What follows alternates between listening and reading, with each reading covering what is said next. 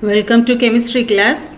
In this class, you are going to study about quantum mechanical model of atom. Students, what do you mean by atom? In this world, we have seen various types of matter, isn't it? Solid, liquid and gas. These are the three states of matter. So first of all, I want to ask you, what is matter? Matter is anything that occupies space and has mass is called matter. Anything that occupies space and has mass is called matter. For example, if you take a chalk piece, you can divide the chalk piece into two parts or two pieces.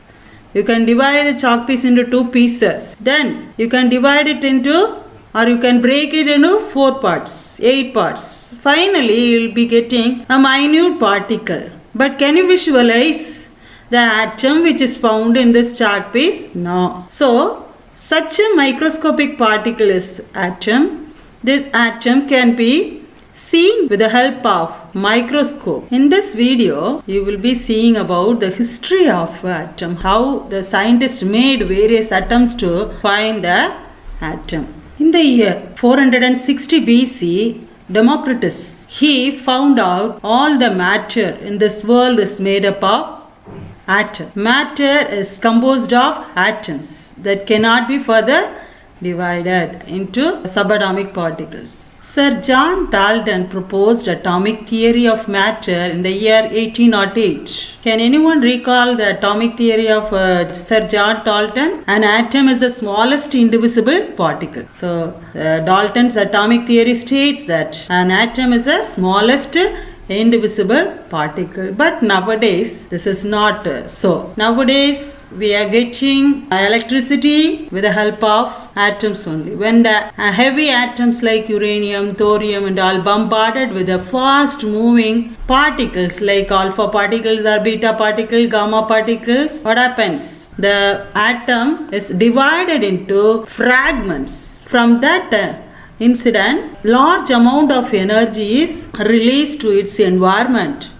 People make use of this energy for producing electricity, right? Nowadays, the modern atomic theory states that atom can be divided into various fragments. According to Dalton's atomic theory, if we take copper metal is made up of copper atoms. You could see the copper atoms in copper metals. These copper atoms cannot be made or destroyed. That's what Sir John Dalton proposed in his atomic theory. Regarding the structure of atoms, various scientists proposed various structure. So J.J. Thomson's cathode ray experiment reveals that atom consists of a positively charged sphere. There is a sphere, you could see. This is a positively charged sphere in which, this is positive sphere, in which the electrons are embedded here and there. It is looking like a watermelon. Okay, the cross section of a watermelon, if you see, this is, you could see like this. The electrons are embedded here and there like the seeds of watermelon. The positive charges are like the flesh in the watermelon. And he said the radius of an atom is 10 to the power minus 10 meter. You know what is radius, isn't it? The distance from the center of an atom to the circumference or the outermost valence orbital is called atomic radius. The distance from the center to the valence orbital is how much? 10 to the power minus 10 meter. And also he proposed the radius of an atom about 10 to the power minus 10 meter. Later, Rutherford's alpha ray scattering experiment results provides that the Sir Thomson's atomic model was wrong. Let us see what is Rutherford's alpha ray scatter experiment. Here Rutherford took a source of alpha particle. You could see this is a source of alpha particle which can generate alpha rays. You know what is alpha particles? Alpha particles are the positively charged particles. This is the source of alpha particle. These are nothing but a positively charged particle.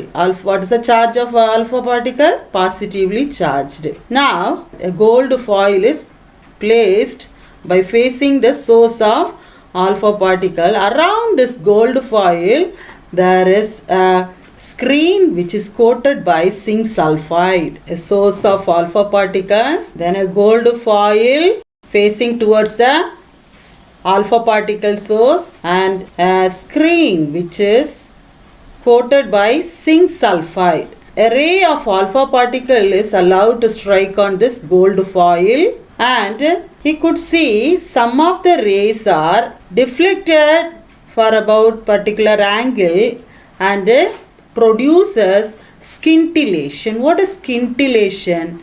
A small glow on the screen. Okay, if you look at the night sky, how the stars are shining, no? Like that, this alpha particle produces scintillation on the screen. Okay, and some of the alpha particles are not affected by anything. Okay, it is just penetrated through this gold foil, and it is travel in a straight line. Some of the alpha particles travels in a straight line.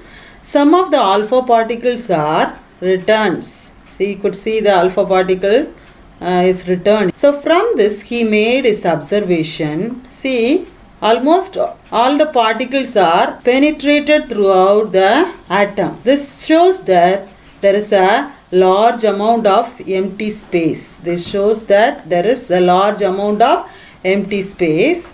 Some of the alpha particles are getting deflected. This is because of the positive charge which is found in the nucleus. Why? Because like charges repels. Based on this observation, he proposed a tiny positive charged nucleus is found at the center. An atom consists of a tiny positive charged nucleus of radius 10 to the power minus 10 meter. And the radius of a nucleus also he proposed, that is 10 to the power minus 15 meter.